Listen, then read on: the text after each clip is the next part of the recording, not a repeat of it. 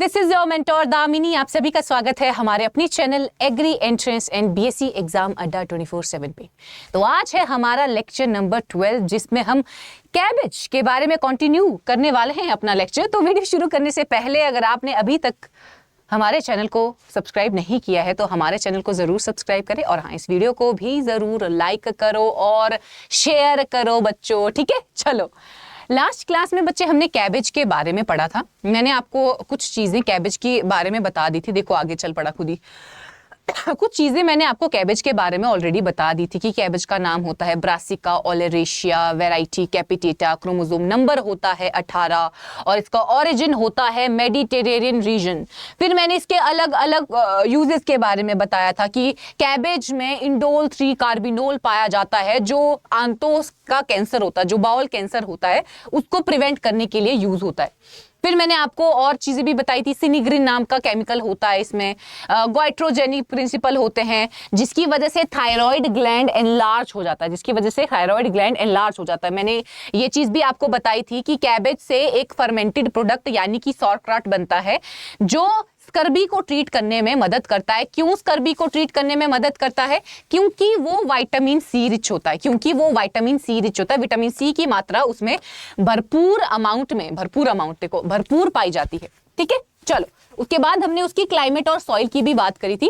Climate में मैंने ऐसा बोला था कि ठंडे सीजन की क्रॉप है तो 15 से 20 डिग्री सेंटीग्रेड टेम्परेचर इसको जमता है।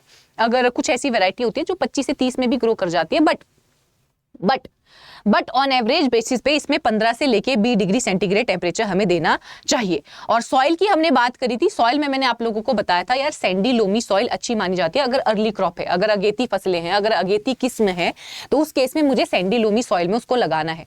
अगर मैं चाहती हूँ थोड़ा डिले कैबेज आए, डिले कैबेज का प्रोडक्शन हो, तो मैं उसको क्लेई लोमी सॉइल में लगा सकती हूँ। और पीएच की हमने बात करी थी 5.5 से लेके 6.5 की पीएच होनी चाहिए। उसके बाद हमने क्या किया था? उसके बाद हमने सीजन के बारे में बात की थी कि सीजन में कैबेज को लगाया जाता है। हमने अलग अलग सीजन की बात करी थी कि जो प्लेन एरिया होते हैं वहां पे अर्ली, मिड और लेट की फॉर्म में इसको लगाया जाता है, और हिली एरिया में इसको मार्च से लेके जून में लगाया जाता है। ये चीजें हमने सारी कर ली थी लास्ट क्लास में। अब आगे देखते हैं आगे क्या क्या चीजें हमारे कैबेज के बारे में पेंडिंग रह चुकी थी या रही थी, ठीक है। चलो, सोइंग सीजन और ट्रांसप्लांटिंग हमने कर लिया था, ठीक है। स्पेसिंग भी हमने कर ली थी, सीड ट्रीटमेंट भी हमने कर लिया था। सीड ट्रीटमेंट में मैंने आपको क्या बोला था? हॉट वाटर ट्रीटमेंट हम देंगे सीड को, ताकि वो इजीली जर्मिनेट कर सके, और ताकि उसमें बीमारियां ना लग सके। तो ये हमने सीड ट्रीटमेंट में पढ़ा था कैबेज की सीड ट्रीटमेंट में पढ़ा था, ठीक है, कि 50 डिग्री पे हमें हॉट वाटर ट्रीटमेंट देनी है। 50 डिग्री पे हम हॉट वाटर ट्रीटमेंट देते थे, और कितने मिनट के लिए? 30 मिनट, यानी कि आधे घंटे के लिए हम इतना ट्रीटमेंट देते थे।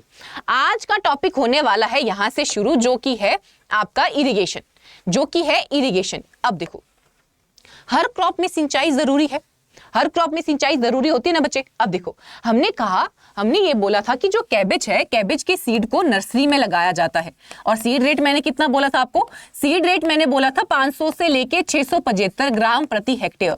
हमने कहा था कैबेज के केस में सीड इतना लगता है। हमने क्या कहा था? कैबेज के केस में सीड इतना लगता है।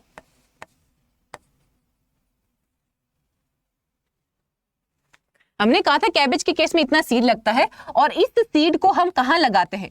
और इस सीड को हम नर्सरी में लगाते हैं। इस सीड को हम कहाँ पे लगाते हैं? इस सीड को हम नर्सरी में लगाते हैं। और जैसे नर्सरी में हमारे सीडलिंग तैयार हो जाते हैं, उन सीडलिंग को हम मेन फील्ड में ट्रांसप्लांट कर देते हैं। तो ट्रांसप्लांटिंग के इमीडिएटली बाद जैसे ही मैंने सीडलिंग को नर्सरी से मेन एरिया में ट्रांसफर किया, तो वैसे ही मुझे इरिगेशन करना पड़ेगा। तुम देखते हो कि कभी-कभी अगर आप किसी भी क्रॉप की ट्रांसप्लांटिंग करते हो, तुमने टमाटर की ट्रांसप्लांटिंग की, तुमने मिर्च की ट्रांसप्लांटिंग की, तुम बैंगन की ट्रांसप्लांटिंग कर रहे हो, तुम्हें तुरंत उसके बाद पानी देना पड़ता है, क्योंकि जो पौधा मैंने नर्सरी से उखाड़ के यहाँ पे लगाया है, उसकी रूट्स पेनिट्रेशन के लिए, मतलब हम बोलते हैं ना यार, टिकना चाहिए पौधा, पौधा टिकना चाहिए। अगर मैंने कहीं से अप्रूट करके पौधा लगाया है तो पौधा टिकना चाहिए, मतलब उसकी रूट्स, जड़ें सॉइल के अंदर पेनिट्रेट होनी चाहिए। तो हमने क्या करना है, जैसे मैंने ट्रांसप्लांटिंग करी वैसे ही उसमें सिंचाई करनी है, वैसे ही उसमें इरिगेशन करना है, ठीक है। ओके, चलो बाद में, एक बार मैंने अभी इरिगेशन कर लिया, बाद में हर 10 से लेके 15 दिन के गैप के बाद, कितने, 10 से लेके 15 दिन के इंटरवल पे हमने सिंचाई देनी है, हमने इरिगेशन करना है हर 10 से लेके 15 दिन के गैप के बाद। क्योंकि कूल सीजन क्रॉप है, ज्यादा गर्मी वाला इलाके में लगाई नहीं जाती, ज्यादा गर्म वाले इलाके में लगाई नहीं जाती। तो हम जो हमने समर सीजन की क्रॉप पड़ी थी, हम बोलते थे ना हर 4 से 5 दिन बाद या हर 3 से 4 दिन बाद हमने पानी देना है। अब ये ठंडी सीजन की क्रॉप है तो ज्यादा धूप तो होगी नहीं, धूप तो होगी बट ज्यादा पानी की रिक्वायरमेंट इसको नहीं होगी। तो हमने हर 10 से लेके 15 दिन बाद क्या करना है, दूसरी सिंचाई करनी है, दूसरी सिंचाई या आगे इरिगेशन करते जाना है। अब सिंचाई करते वक्त हमें ये चीज ध्यान में रखनी है कि हमें यूनिफॉर्म मॉइस्चर लेवल मेंटेन करना जरूरी है, मतलब एक बराबर मॉइस्चर देना जरूरी है। यूनिफॉर्म मॉइस्चर लेवल हमें मेंटेन करके रखना है। अगर हम बहुत ज्यादा इरिगेशन कर देते हैं, अगर हम हैवी इरिगेशन कर देते हैं तो उसकी वजह से हेड में क्रैकिंग आ सकती है, हेड अफेक्ट हो सकता है, हेड की ग्रोथ अफेक्ट हो सकती है, हेड में स्प्लिटिंग हो सकती है, जिसको हम कह सकते हैं हेड में स्प्लिटिंग हो सकती है। तो इरिगेशन में आपको क्या क्या पॉइंटर्स याद रखने हैं। सबसे पहला पॉइंटर तुम लोगों को इरिगेशन में ये याद रखना है कि जैसे ही हमने नर्सरी से सीडलिंग्स को ट्रांसप्लांट किया मेन फील्ड में, वैसे ही हमें उसमें इरिगेशन या सिंचाई करनी है। और जैसे हम पहली इरिगेशन कर लेते हैं, उससे 10 से लेके 15 दिन के बाद फिर से हमें इरिगेशन करना है। ओके, और मैंने क्या बोला, हमको इस तरीके से पानी देना है कि यूनिफॉर्मिटी मेंटेन है। ऐसा नहीं हो कि एक पौधे पे ज्यादा जा रहा है, एक पे कम जा रहा है। और ऐसा भी नहीं कि एक सिंचाई में मैंने 10 लीटर दे दिया और दूसरी सिंचाई में मैं 20 लीटर दे रही हूं। एक यूनिफॉर्मिटी होनी चाहिए इरिगेशन करते वक्त, और ओवर इरिगेशन नहीं करनी है, क्योंकि अगर ओवर इरिगेशन हो जाती है तो हेड स्प्लिटिंग के चांसेस हो जाते हैं। ये चीज अभी जैसे मैंने आपको टमाटर के केस में स्प्लिटिंग का सिनेरियो बताया था, वहां पे मैंने आप लोगों को बताया था, क्या बताया था मैंने आप लोगों को, वहां पे मैंने बोला था कि यार एकदम से अगर सडन इरिगेशन हम कर देते हैं तो टमाटर का फल फट जाता है, क्योंकि टमाटर का फल जो है उस प्रेशर को, उस पानी के प्रेशर को बेयर नहीं कर पाता है और वो फल फट जाता है।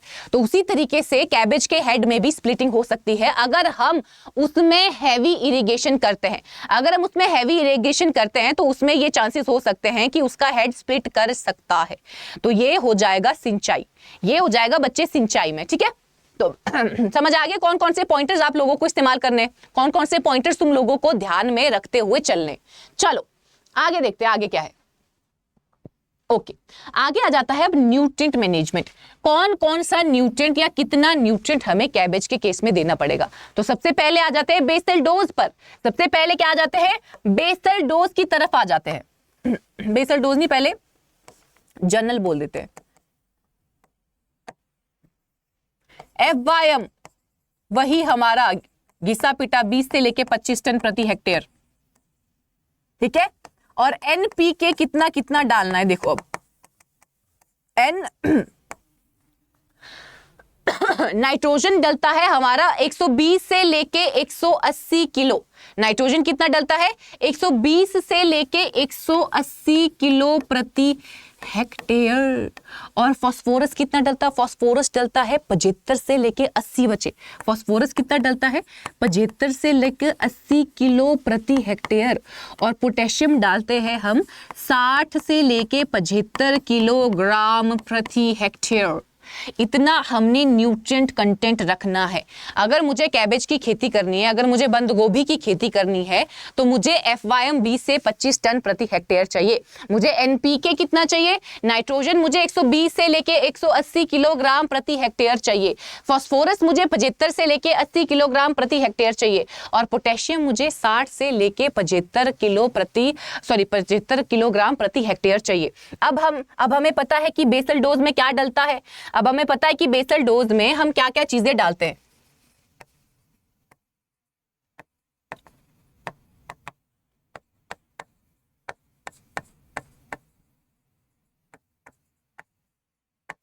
बेसल डोज में हम पूरा FYM डालेंगे, half of nitrogen and full phosphorus and potassium, and full phosphorus and potassium, जो हमारा जर्नल मेथड है कि बेसल डोज में FYM डाला जाता है 20 से लेके 25 टन, आधा क्वांटिटी ऑफ नाइट्रोजन। अगर नाइट्रोजन 120 kg पूरी प्रोडक्शन के लिए चाहिए तो 60 किलो हमने बेसल डोज के तौर पे डालना है, 60 किलो बेसल डोज के तौर पे देना है, और रिमेनिंग 60 किलो हमने टॉप ड्रेसिंग के टाइम पे देना है। अब मैं बार बार हर क्लास में चीखती हूँ, चिल्लाती हूँ, और बार बार हर क्लास में बोलती हूँ कि मैं हर बार बेसल डोज और टॉप ड्रेसिंग का मतलब नहीं बताने वाली कि बेसल डोज का क्या मतलब होता है और टॉप ड्रेसिंग का क्या मतलब होता है, ठीक है। चलो, और टॉप ड्रेसिंग में हम क्या करेंगे, रिमेनिंग जो हाफ डोज है नाइट्रोजन की, remaining half dose of nitrogen is given as top dressing. और कितने दिन बाद दी जाती है ये, 30 दिन बाद, 30 डेज आफ्टर सोइंग या 30 डे आफ्टर फर्स्ट डोज। पहली डोज के 30 से लेके 45 दिन बाद, पहली डोज के 30 से लेके 45 दिन बाद दूसरी जो टॉप ड्रेसिंग में रिमेनिंग नाइट्रोजन की डोज है वो दी जाती है, ठीक है। चलो, अब यहां पे एक चीज एडिशनल आप लोगों को याद रखनी है, और वो क्या है, यहां पे आपको एडिशनल एक चीज याद रखनी है कि 0.5 से लेके 1% यूरिया का स्प्रे इसमें किया जाता है हेड बनने से पहले, बिफोर हेड फॉर्मेशन। हेड बनने से पहले, हेड का मतलब है इस तरीके का कैबेज होता है, ये हेड बनने से पहले हमने 0.5 से लेके 1% यूरिया का स्प्रे करना है पौधे पे, ताकि उसकी ग्रोथ अच्छे से हो। Before head formation, head formation से पहले हमने यूरिया देना है ताकि उसकी ग्रोथ अच्छी हो। हमें पता है यूरिया में नाइट्रोजन होगा तो उसकी वेजिटेटिव ग्रोथ को प्रमोट करेगा, ठीक है। अब कैबेज अल्टीमेटली क्या है, लीव्स ही तो है, कैबेज अल्टीमेटली लीव्स ही तो है, स्टेम ही तो है, तो वेजिटेटिव पार्ट ही हुआ। तो अगर हमें और अच्छे से वेजिटेटिव ग्रोथ को प्रमोट करना है तो उसके लिए मैं 0.5 से लेके 1% यूरिया का इस्तेमाल करूंगी उसकी ग्रोथ के लिए, तो ये हो गया आपका न्यूट्रिएंट मैनेजमेंट, यानी कि पोषण प्रबंधन, कि क्या क्या न्यूट्रिएंट्स की आवश्यकता है कैबेज के प्रोडक्शन के लिए, कैबेज के उत्पादन के लिए। अगर मैं कैबेज का उत्पादन करना चाहती हूं तो मुझे कितना FYM डालना पड़ेगा, मुझे कितना NPK डालना पड़ेगा, ये सारी चीजें हमने कर डाली, ये सारी की सारी चीजें हमने पढ़ ली, ठीक है। चलो, अब न्यूट्रिएंट मैनेजमेंट की बात हो गई, चलो आगे देखते हैं। अब आगे आ जाता है बच्चे वीड मैनेजमेंट। वीड मैनेजमेंट में मैंने आपको बताया कि घिसी पिटी वही चीज है, क्या चीज है, वीड्स को रिमूव करो। ऑब्वियसली वीड मैनेजमेंट का मतलब वीड को रिमूव करना ही हुआ। वीड को रिमूव करो, हैंड वीडिंग करो, या आप होइंग कर सकते हो, गुड़ाई कर सकते हो। गुड़ाई करते वक्त जो छोटे छोटे वीड है वो ऑटोमेटिकली निकल जाते हैं। हैंड वीडिंग करो, होइंग करो, ठीक है, ओके। उसके बाद आप जैसे होइंग हम करते हैं, अर्थिंग अप भी यहाँ पे किया जाता है। अर्थिंग अप का मतलब होता है मिट्टी को पौधे पे चढ़ाना, मिट्टी को पौधे पे चढ़ाना वाला प्रोसेस भी इसमें किया जाता है, ताकि obviously root, generally earthing up का मतलब देखो, जनरली अर्थिंग अप पता क्यों की जाती है, अच्छी रूट बनने के लिए, बेटर रूट फॉर्मेशन के लिए।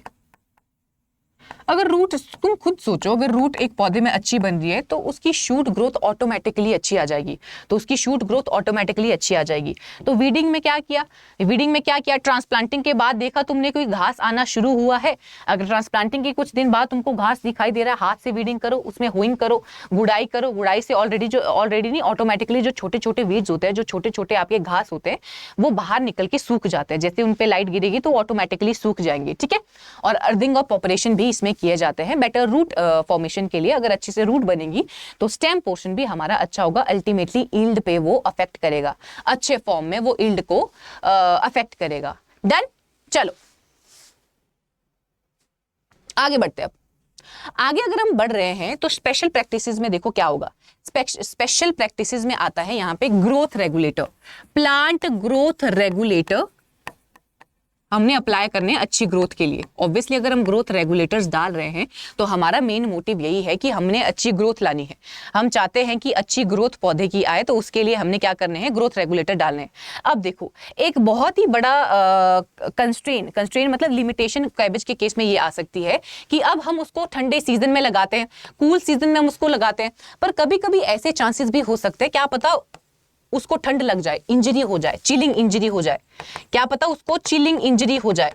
तो हम चाहते हैं कि हम जो कैबेज ग्रो करें, हम चाहते हैं जो हम कैबेज ग्रो करें उसमें कोल्ड रेजिस्टेंसी आनी चाहिए, उसमें ठंड के प्रति रेजिस्टेंसी आनी चाहिए। तो उसके लिए हम ग्रोथ रेगुलेटर्स डालते हैं ट्रिपल सी, साइक्लोसिल और SADH और ट्रिपल सी हम डालते हैं ताकि उसमें कोल्ड रेजिस्टेंसी आ सके। ताकि उसमें क्या आ सके बच्चे, ताकि उसमें कोल्ड रेजिस्टेंसी को इंक्रीज किया जा सके। अब डालनी कितनी है, हमने डालना कितना कंसंट्रेशन है, 2500 से लेके 5000 ppm हमने डालना है फॉर कोल्ड रेजिस्टेंस, कि हमारे कैबेज जो हैं, जो बंद गोभियां हमने लगाई हैं उसमें रेजिस्टेंसी आए, ठंड को लेके रेजिस्टेंसी आए।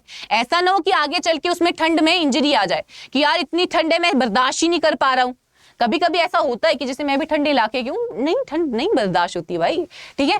तो अब कैबेज भी ठंडे इलाके में ग्रो होता है, बट कभी कभी ऐसा हो सकता है कि बहुत ही ज्यादा इंटेंस ठंड पड़ गई हो, क्या पता पौधे में इंजरी हो जाए। अगर पौधे में इंजरी हो गई, चिलिंग इंजरी हो गई, तो उससे उसकी प्रोडक्शन पे अफेक्ट होगा। अच्छा, हमें कैबेज प्रोडक्शन आगे देखने को नहीं मिलेगा। तो हम चाहते हैं कि ये सिनेरियो ना हो, हम चाहते हैं कि ये सिनेरियो ना हो, उसके लिए हम इसको ग्रोथ रेगुलेटर्स अप्लाई करते हैं। इसमें हम ग्रोथ रेगुलेटर्स अप्लाई कर देते हैं ट्रिपल सी और SADH। ट्रिपल सी का मतलब होता है साइक्लोसिल, ठीक है।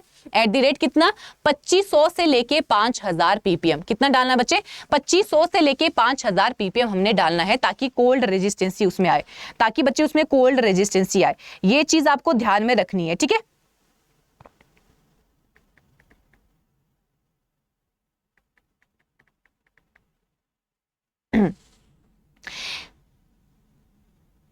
ठीक है, जो आपका SADH प्लांट ग्रोथ रेगुलेटर होता है उसका नाम होता है सक्सीनिक एसिड डाइमिथाइल हाइड्राजाइड, ठीक है। Succinic acid dimethyl hydrazide, succinic acid dimethyl hydrazide, ठीक है। ओके, चलो, तो आपको पता होना चाहिए कि अगर तुमको कैबेज के केस में कोल्ड रेजिस्टेंसी लानी है तो कोल्ड रेजिस्टेंसी लाने के लिए आपको किन ग्रोथ रेगुलेटर्स का इस्तेमाल करना है। डन, आगे बढ़े, चलो आगे बढ़ते हैं। अब आ जाता है आगे वैरायटीज वाला कॉलम, कहां गया, हाँ, अब आगे आ जाता है वैरायटीज। अब वैरायटीज जैसे मैंने आपको बोला था कि प्लेन एरिया में अर्ली क्रॉप कब लगाई जाती है, मिड कब लगाई जाती है और लेट कब लगाई जाती है। हमने बोला था अर्ली लगाई जाती है जुलाई अगस्त में, और मिड लगाई जाती है सितंबर में, और लेट लगाई जाती है नवंबर टू अक्टूबर में। तो उसी तरीके से यहाँ पे वैरायटी का कैटेगराइजेशन भी इसी तरीके से हुआ है। अर्ली वैरायटी, अगेती किसमें कौन कौन सी है, मिड वैरायटीज और लेट वैरायटीज। अर्ली, मिड और लेट। अर्ली वैरायटीज कौन कौन सी है, मिड वैरायटी कौन कौन सी है और लेट वैरायटी कौन कौन सी है। तो अर्ली वैरायटी में आ जाती है गोल्डन एकड़। गोल्डन एकड़ is very important variety. Golden एकड़, प्राइड ऑफ इंडिया, पूसा मुक्ता, ये सारी वैरायटी, ये तीन की तीन, ज्यादा नहीं तो ये तीन वैरायटी आपको अर्ली में आनी चाहिए। कौन कौन सी बोला मैंने, गोल्डन एकड़, प्राइड ऑफ इंडिया, पूसा मुक्ता, ये तीनों वैरायटी अर्ली में आ जाती है। अगर हम मिड की बात करें तो मिड में आ जाता है पूसा ड्रम हेड, ड्रम के जैसा head Pusa drum head, Pusa synthetic, Pusa drum head, Pusa synthetic, ये आपकी मिड वैरायटीज में आ जाती है। और लेट वैरायटीज में कौन कौन सी आ जाएंगी बच्चे, लेट वैरायटी के में आपकी कंपेन मार्केट आ जाएगी। या स्पेलिंग पता नहीं क्या होगी, अब स्पेलिंग चेक कर लेना। कंपेन मार्केट, स्पेलिंग अभी मैं चेक कर नहीं सकती, फोन बंद ही है। कंपेन मार्केट और लेट बॉल हेड, और क्या होगा बच्चे, और लेट बॉल हेड। तो हमने क्या बोला, मैंने बोला आपको अर्ली किस्मों में गोल्डन एकड़ आ जाएगा, प्राइड ऑफ इंडिया आ जाएगा, पूसा मुक्ता आ जाएगा, और अगर हम मिड वैरायटी की बात करें तो Pusa drum head, Pusa synthetic, और लेट में आपका कंपेन मार्केट आ जाएगा और आपका लेट बॉल हेड आ जाएगा। कंपेन मार्केट और लेट बॉल हेड हो जाएगा। ये वैरायटीज भूलनी नहीं है, वैरायटीज पूछी जाती हैं बेटा, बार बार मैं बोलती हूँ, बार बार अभी से अगर वैरायटीज रिवाइज करते हुए चलोगे तो आगे बहुत कम दिक्कत आएगी। मैं ये नहीं बोलती कि अभी अगर तुमने वैरायटीज पढ़ी तो तुमको बहुत आगे तक फ्यूचर में पता नहीं 2-4 साल बाद याद रहने वाली होंगी, ऐसा नहीं होगा।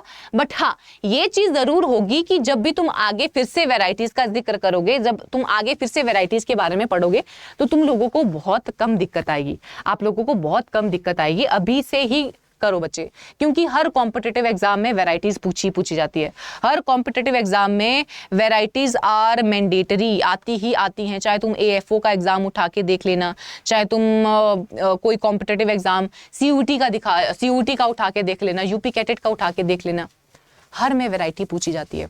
अब सीयूटी का लेवल थोड़ा कम होता है तो उसमें थोड़ी नॉर्मल वैरायटी आती है, कहीं बहुत घुसा के वैरायटी के डिस्क्रिप्शन के बारे में पूछा जाता है। ठीक है, तो आपको इतनी चीजें, अगर प्रोडक्शन टेक्नोलॉजी पढ़ रहे हो तो अगर वैरायटी ना आए तो कोई मतलब नहीं है तुम्हारा क्रॉप पढ़ने का। पूरा पूछा जाता है, बताओ प्रोडक्शन टेक्नोलॉजी क्या होती है।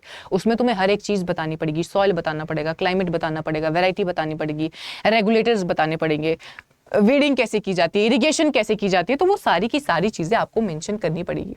और मैंने तुमको बताया भी किस फॉर्मेट में, किस तरीके से तुमको चीजें याद रखनी है। और जो एडिशनल पॉइंट है या जो ऐसे पॉइंटर्स हैं जो इसको किसी दूसरी क्रॉप से भिन्न बना रहे हैं, किसी दूसरी क्रॉप से अलग बना रहे हैं, तो वो तो भूलने ही नहीं है, वो तो तुमको याद होने चाहिए। ठीक है, चलो डन। वैरायटीज हो गया, गोल्डन एकड़, pride of India, Pusa Mukta early variety हो जाएंगी। अगर मिड की बात करें तो पूसा ड्रम हेड और पूसा सिंथेटिक। और अगर हम लेट की बात करें तो लेट में आ जाता है कंपेन मार्केट और लेट बॉल हेड।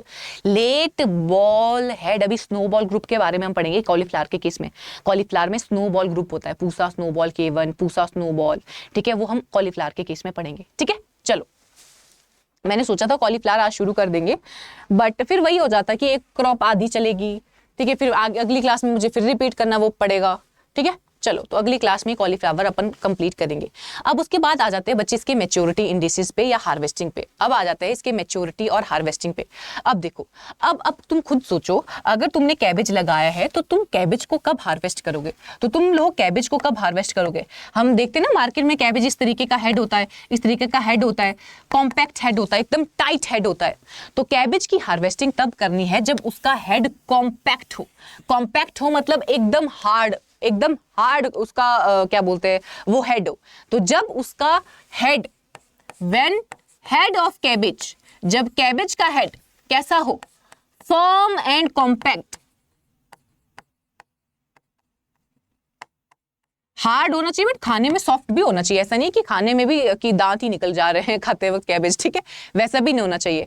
तो हमारा मैच्योरिटी इंडिसेस का मतलब होता है कि स्टेज पे हम उसको पौधे से तोड़ रहे हैं, कि स्टेज पे हम उसको पौधे से तोड़ रहे हैं। तो हार्वेस्टिंग मैच्योरिटी इंडाइसिस जो कैबेज का होगा, दैट इज योर, कि जब उसका हेड बहुत ही फर्म होगा और कॉम्पैक्ट होगा, एकदम टाइट उसका हेड होगा, ठीक है, एकदम उसका टाइट हेड होगा।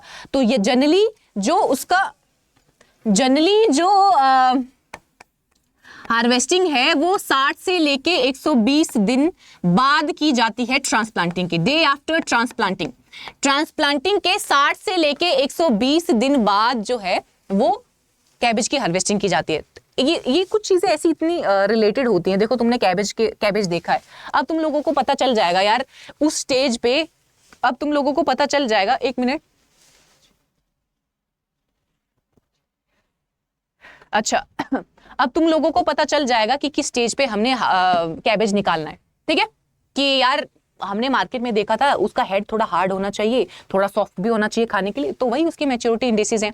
अब टेक्निकली कब हो रही हैं चीजें, जैसे ट्रांसप्लांटिंग तुमने कर ली तो ट्रांसप्लांटिंग के 2 से लेके 3 महीने बाद, ट्रांसप्लांटिंग के 2 से लेके 3 महीने बाद आपको कैबेज निकालना है, आपको कैबेज की हार्वेस्टिंग करनी है। तो हार्वेस्टिंग के लिए मैंने क्या बोला, एक पॉइंटर तुमको ये याद होना चाहिए, दूसरा पॉइंटर आपको ये याद होना चाहिए।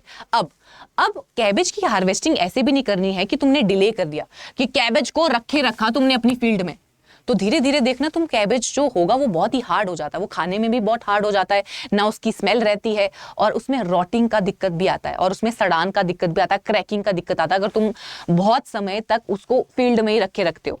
बहुत समय तक अगर आप उसको फील्ड में ही रखते हो, डिले हार्वेस्टिंग अगर उसकी आप कर रहे हो, डिलेइंग हार्वेस्टिंग की वजह से क्या होगा, अगर आप हार्वेस्टिंग डिले कर देते हो तो कैबेज में स्प्लिटिंग और रॉटिंग के चांसेस बढ़ जाते हैं। स्प्लिटिंग एंड रॉटिंग के चांसेस कैबेज के केस में बढ़ जाते हैं, तो वो हमें गवारा नहीं है। तो हमें ये गवारा है कि भाई इतनी मेहनत से मैंने पहले सीड से नर्सरी बनाई, फिर नर्सरी को मैंने ट्रांसप्लांट किया, तो मैं इस चीज के लिए नर्सरी लगा रही हूँ कि आगे चल के जो कैबेज में प्रोड्यूस करी उनका सर फट जाए, उनका हेड फट जाए। नहीं ना, इस चीज के लिए हम नहीं लगा रहे। तो हमें ये चीज मेक श्योर करनी पड़ेगी कि उसकी हार्वेस्टिंग एक अप्रोप्रिएट स्टेज पे हो, उसके मैच्योरिटी इंडेक्सेस को ध्यान में रखते हुए मुझे उसकी हार्वेस्टिंग करनी पड़ेगी कि जब उसका हेड हार्ड है और सॉफ्ट भी है, ठीक है। ओवर मैच्योर होने नहीं देना है। ओवर मैच्योर क्यों नहीं होने देना है? क्योंकि उसका टेस्ट में उसकी क्वालिटी अफेक्ट हो जाएगी, उसके हेड में स्प्लिटिंग हो जाएगी। और कितने दिन बाद ट्रांसप्लांटिंग के हार्वेस्टिंग की जाती है? तो 60 से लेके 120 दिन बाद जो है ट्रांसप्लांटिंग की जाती है। डन। चलो, एक चीज और तुम लोगों ने देखी होगी, अगर कैबेज तुम लोगों ने उगता हुआ देखा होगा, तुम लोग देखते होंगे कि कैबेज के बाहर बहुत पत्तियां होती हैं। जैसे हम होती नहीं कि अगर मैं कैबेज काट रही हूँ तो बहुत सारी उसके लेयर लेयर लेयर लेयर निकलने लग जाती हैं। तो जैसे ही आप हार्वेस्टिंग करते हो तो तुम पूरी पत्तियों के साथ उसको निकालते हो, बट जैसे तुमने हार्वेस्टिंग कर लिया, अगर तुम मार्केट में बेचने के इरादे से कैबेज भेज रहे हो तो तुम उन बाहर वाली जो बड़ी बड़ी पत्तियां होती है उनको निकाल देते हो। तो आउटर वॉल को, आउटर जो लेयर होती है, आउटर जो लीव्स होती हैं कैबेज की, उसको निकाला जाता है, उसको रिमूव किया जाता है हार्वेस्टिंग से पहले। ये चीज आप लोगों को ध्यान रखनी पड़ेगी, क्योंकि जो बहुत ही आउटर वाली लीव्स होती है वो गंदी हो गई होती हैं, या उसमें मिट्टी होती है, या थोड़ी ऐसी पुराना पुराना सा वो लगता है। तुमने देखा होगा यार, तुम लेयर्स निकालते हो तो अंदर से ऐसा लगता है कैबेज नया है। तो जब तुम मार्केट के लिए उस कैबेज को बेच रहे हो तो आपको उसकी आउटर लीव्स क्या करनी है? निकाल देनी है। Removal of outer leaves, removal of outer leaves after harvest. Harvesting के बाद हमने उन लीव्स को रिमूव करना है। चल, हार्वेस्टिंग की बात हो गई, किस टाइम पे हमने हार्वेस्टिंग करनी है, कितने दिन बाद हमें हार्वेस्टिंग करनी है। अब आ जाते हैं ईल्ड पे, अब आ जाते हैं इसकी ईल्ड पे। तो अगर हम इन जनरल नॉर्मल वेराइटीज की बात करें, एवरेज ईल्ड देखो कितना हमें मिलता है, एवरेज उपज हमें कितना मिलेगा? तो एवरेज उपज हमें 25 से लेके 45 टन मिलता है बच्चे। 25 से लेके कितना? 45 टन प्रति हेक्टेयर हमें एवरेज यील्ड मिलता है। नॉर्मल वेराइटीज हमें इतना यील्ड, इतना प्रोडक्शन देती है। वहीं अगर हम हाइब्रिड वेराइटी की बात करें, वहीं बच्चे अगर हम हाइब्रिड वेराइटी की बात करें, अब मुझे कमेंट सेक्शन में बताओ, हाइब्रिड वेराइटी क्या ज्यादा प्रोडक्शन देगी या कम देगी? जल्दी से बताओ, कम देगी या ज्यादा देगी प्रोडक्शन? ज्यादा देगी। मैंने तुमको हर क्रॉप में ये बताया है, जहां पे भी हम हाइब्रिड वेराइटी लगा रहे हैं उसका प्रोडक्शन नॉर्मल वेराइटीज के विद रिस्पेक्ट टू हमेशा ज्यादा रहता है। नॉर्मल वेराइटी के with respect to hybrid varieties का प्रोडक्शन हमेशा ज्यादा होता है, क्योंकि हमने हाइब्रिड वेराइटी बनाई उस मोटिव से है कि यार हमारी उपज अच्छी हो। हमारा जो कोई भी क्रॉप है, कैबेज हो, टमाटर हो, ब्रिंजल हो, ओकरा हो, चिल्ली हो, कुछ भी हो, उसकी क्वालिटी अच्छी है, उसकी यील्ड अच्छी है। हमारा मेन मोटिव उन वेराइटीज को बनाने का ये है। तो ऑब्वियसली अगर हम हाइब्रिड वेराइटी को इस्तेमाल कर रहे हैं प्रोडक्शन के लिए, तो इससे हमारी यील्ड, उपज अच्छी आएगी। पर कितनी आएगी? 50 से लेके 80 टन प्रति हेक्टेयर। नॉर्मली देखो 25 से लेके 45 आ रही है, और वहीं हाइब्रिड की 50 से लेके 80, almost double. Hybrid variety double production दे रही है, ऑलमोस्ट डबल प्रोडक्शन हमें देखने को मिल रही है। डन। वेराइटीज नहीं, यील्ड आएगा ऊपर हेडिंग, ठीक है। ये वेराइटी वाला पोर्शन तो मैंने करवा दिया था। चलो, तो ये हो गया हमारा कैबेज। कैबेज के बारे में देखो आज थोड़ा ओवरव्यू कर लेते हैं, रिकैप कर लेते हैं, नॉट रिकैप बट ओवरव्यू कर लेते हैं कि क्या क्या चीजें मैंने आपको आज की क्लास में पढ़ाई। तो हम शुरू हुए थे कहां से? हम शुरू हुए थे इरिगेशन से। इरिगेशन में मैंने बोला भाई नर्सरी में मैंने इसके सीड लगाए और सीड को मैंने ट्रांसप्लांट कर दिया मेन फील्ड में। जैसे ही मैंने उसकी सीडलिंग को ट्रांसप्लांट किया तो मुझे तुरंत के तुरंत उसको पानी देना है, और उसके बाद 10 से 15 दिन के गैप में मुझे पानी देते रहना है। और मुझे ये चीज मेक श्योर करनी है हमेशा कि मुझे एक यूनिफॉर्मिटी रखनी है। यूनिफॉर्मिटी किस चीज में रखनी है? पानी देने में यूनिफॉर्मिटी रखनी है। ऐसा नहीं कि इतना ज्यादा पानी दे दिया कि उसका सर फट जाए, हेड में स्प्लिटिंग हो जाए। क्यों स्प्लिटिंग होती है ये कारण भी मैंने आपको बता दिया है। फिर हम आए थे न्यूट्रिएंट मैनेजमेंट पे। न्यूट्रिएंट में मैंने बोला कि यार कैबेज के केस में क्या सिनेरियो रहता है, हमें फार्म यार्ड मैन्योर 20 से लेके 25 टन प्रति हेक्टेयर देना पड़ता है। और अगर वही हम एनपीके की बात करें तो एनपीके हमें नाइट्रोजन 120 से लेके 180 किलो, वहीं फास्फोरस 75 से लेके 80 किलो, और वहीं पोटेशियम 60 से लेके 75 किलो प्रति हेक्टेयर के हिसाब से हम देते हैं। और बेसल डोज क्या देंगे, टॉप ड्रेसिंग हम क्या करेंगे, वो मैंने आपको डिटेल में बताया। फिर हम आए वीड मैनेजमेंट पे। मैंने बोला कि यार घास भी तो लगेगी, उसमें घास भी तो उगेगी, तो उस घास को मुझे हटाना पड़ेगा। क्यों हटाना पड़ेगा, नहीं तो वो हमारे गोभी के साथ compete कर जाएगी, नहीं तो गोभी का पौधा अच्छा नहीं बनेगा। भाई मेरी अच्छी गोभी नहीं बनेगी, नहीं तो मैं चाहती हूँ कि कैबेज बहुत अच्छे से बने, तो मुझे उसमें से वीड को हटाना पड़ेगा। तो वीड को हटाने के क्या क्या चीजें बताई मैंने, हैंड वीडिंग कर सकते हैं भाई, होइंग कर सकते हैं, गुड़ाई कर सकते हैं, अर्थिंग अप करना बहुत जरूरी हो जाता है अच्छी रूट फॉर्मेशन के लिए। अगर अच्छा रूट फॉर्मेशन पौधे में हो रहा है, दैट मीन्स शूट फॉर्मेशन भी अच्छे से होगा। रूट अगर अच्छे से काम करे तो अल्टीमेटली शूट्स भी अच्छे से काम करेंगी। डन। उसके बाद क्या किया था हमने, उसके बाद हम आए थे वेराइटीज पे। मैंने आपको अर्ली मिड और लेट वेराइटीज का जिक्र किया कि golden accord, pride of India, Pusa Mukta, Pusa drum head, campaign market, ये सारी वेराइटी हमने कैबेज की पढ़ी। उसके बाद हम उसके मेच्योरिटी इंडिसेस पे आए, स्पेशल प्रैक्टिसेस पे आए, जहां पे मैंने बोला कि अगर मैं चाहती हूँ कि कैबेज में कोल्ड रेजिस्टेंसी आए, कि उसको चिलिंग इंजरी ना आए, उसको ठंड में बीमार ना हो बेचारा कैबेज, तो मुझे उसमें ग्रोथ रेगुलेटर्स डालने पड़ेंगे। कौन कौन से रेगुलेटर मैंने बोला ट्रिपल सी डालना पड़ेगा, साइक्लोसिल डालना पड़ेगा, SADH डालना पड़ेगा। तो ये मैंने आपको रेगुलेटर्स के बारे में बताया। फिर हम मैच्योरिटी इंडाइसिस पे आए कि कैबेज का हेड एकदम मतलब कड़क होना चाहिए, हार्ड होना चाहिए, राइट। और हार्ड होने के साथ साथ वो फर्म भी होना चाहिए। और ट्रांसप्लांटिंग के कितने दिन बाद हार्वेस्टिंग की जाती है, तो 60 से लेके 120 दिन बाद जो है वो क्या किया जाता है, हार्वेस्टिंग की जाती है। फिर हम ईल्ड पे आए, उपज, मेन मुद्दे की बात पे हम आए। मुद्दे की बात ये हुई कि यार जो हमारी नॉर्मल वेराइटीज थी उसने हमें 25 से लेके 45 टन प्रति हेक्टेयर ईल्ड दी, उपज दी, और वहीं हाइब्रिड वैरायटी हमें डबल दे रही थी यार, 50 से लेके 80 टन प्रति हेक्टेयर हमें ईल्ड दे रही थी कैबेज के केस में। डन। आज हम कैबेज ही करेंगे। कॉलीफ्लावर फिर वही है, 2-3 स्लाइड कॉलीफ्लावर की होगी, और फिर आगे फिर वही होगा जो मैंने तुम्हें थोड़ी देर पहले बताया था। ठीक है, अगली क्लास से ही करेंगे, अप्पा करेंगे कॉलीफ्लावर अगली क्लास से। कॉलीफ्लावर को 2 लेक्चर कॉलीफ्लावर के भी लग जाएंगे। ठीक है, कॉलीफ्लावर लग जाएंगे 2 लेक्चर। ठीक है, चलो 2 लेक्चर या एक में ही ले लूंगी, एक घंटे की क्लास ले लूंगी अगली, तो पूरा कॉलीफ्लावर 1 घंटे में करवा दूंगी। डन। चलो ठीक है बच्चों, ओके बाय। बाय तो क्या, अभी रुक जाओ। हाँ, तो बस ये था आज की क्लास के लिए। बाकी आई होप तुम लोगों को वीडियो नहीं, ये क्लास समझ में आई होगी। कमेंट किया करो यार तुम लोग, कोई भी नहीं। आयुषी का नाम मुझे याद है, शुक्ला का मुझे नाम याद है, 2-4 और सॉरी बच्चों मुझे याद नहीं है, बट हाँ मैं देखूंगी तो मुझे याद आ जाएगा कि हाँ इस बच्चे ने कमेंट किया था। कर लिया करो यार, पॉजिटिव नेगेटिव जैसे भी तुमको लग रही है क्लासेस। मैं ऐसे नहीं बोल रही तुम अच्छा बोलो, ठीक है। तो जो भी तुमको लग रहा है तो एटलीस्ट वो चीज़ करो। अगर कोई चीज़ें समझ नहीं आ रही, मेरे टेलीग्राम चैनल है, इस पे बताओ, मैसेज करो कि ये नहीं समझ आया, वो नहीं समझ आया। PDF एक बंदा नहीं मांगता, अगर मैं ना भेजूं तो तुम भी नहीं मेंशन करते हो कि दे दो हमें पढ़ना है, कोई नहीं बोलता। तो ये मेरे टेलीग्राम चैनल है, एग्रीकल्चर बाय दामिनी मैम। ये रहा स्कैनर, स्कैन करके आप इसको स्कैन कर सकते हो, स्कैन करके तुम ज्वाइन कर सकते हो इस चैनल को, जहाँ पे मैं आपको PDFs प्रोवाइड करती हूँ, जो भी क्लासेस हमारी यूट्यूब पे चलती है। और इसके अलावा कोई भी चीज़ पूछनी हो, कुछ भी है, छोटी मोटी चीज़ें पूछनी हो तो मैसेज कर सकते हो आप। ठीक है, चलो कांटेक्ट कर सकते हो, मैं आपकी क्वेरी को एंटरटेन कर लूँगी यहाँ पे। और यार अगर अभी तक तुम लोगों ने हमारे चैनल को सब्सक्राइब नहीं किया है तो उसको ज़रूर सब्सक्राइब करें और नोटिफिकेशन बेल को भी ऑन करें, क्योंकि इन फ्यूचर हम आपके लिए बहुत सारी क्लासेस ले आ सकते हैं। तो तब पता तभी चलेगा तो अगर सब्सक्राइब किया होगा। ठीक है, चलो तो मिलते हैं अगली क्लास में कॉलीफ्लावर के साथ। हम कॉलीफ्लावर के साथ अगली क्लास में मिलेंगे। तो तब तक के लिए bye bye and take care.